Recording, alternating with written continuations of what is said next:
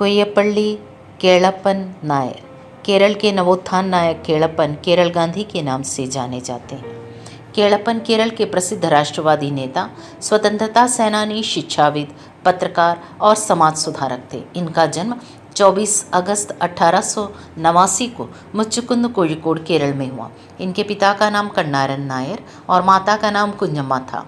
स्कूली शिक्षा कोझिकोड से पूरी कर आगे की पढ़ाई इन्होंने मद्रास से पूरी की। कुछ समय तक एसबी हाई स्कूल चंगनाश्शेरी कोट्टयम में शिक्षण का कार्य किया। फिर वे नायर सर्विस सोसाइटी के अध्यक्ष बने। तत्पश्चात इसी संस्था के विद्यालय के प्राचार्य भी रहे। इनका विवाह अम्माळम्मा से हुआ। बचपन से ही इन्होंने कलरीपयट्टू का प्रशिक्षण लिया था। केळप्पन महात्मा गांधी से बहुत प्रभावित थे। जब गांधी जी ने असहयोग आंदोलन आरंभ किया तो वे मुंबई विश्वविद्यालय में कानून की पढ़ाई कर रहे थे।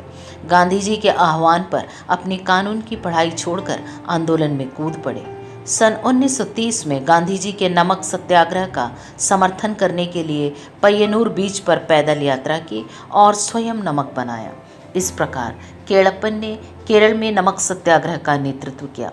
व्यक्तिगत सत्याग्रह के लिए गांधी जी ने उन्हें प्रथम सत्याग्रही नामित किया था। इसके बाद सन 1942 में भारत छोड़ो आंदोलन के दौरान केळप्पन गिरफ्तार किए गए और 3 वर्ष तक जेल में रहे। केळप्पन का पूरा जीवन राष्ट्र और समाज सेवा में ही बीता। सन 1950 तक वे केरल कांग्रेस कमेटी के अध्यक्ष रहे।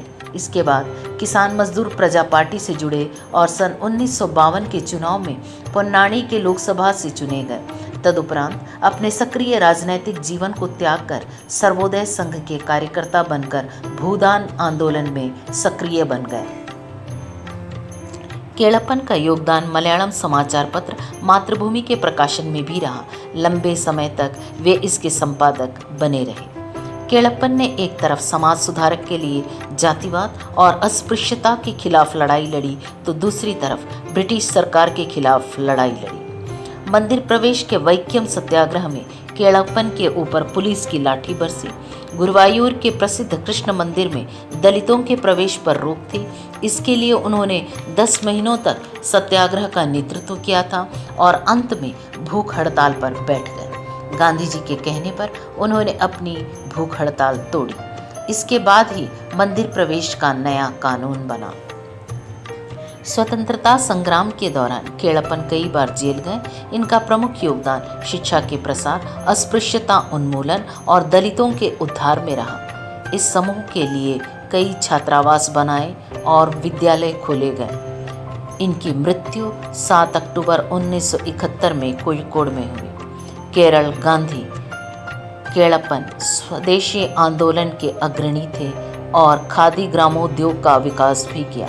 भारत सरकार ने केळप्पन की 100वीं जयंती में सन 1990 में इनके सम्मान में एक डाक टिकट जारी किया था।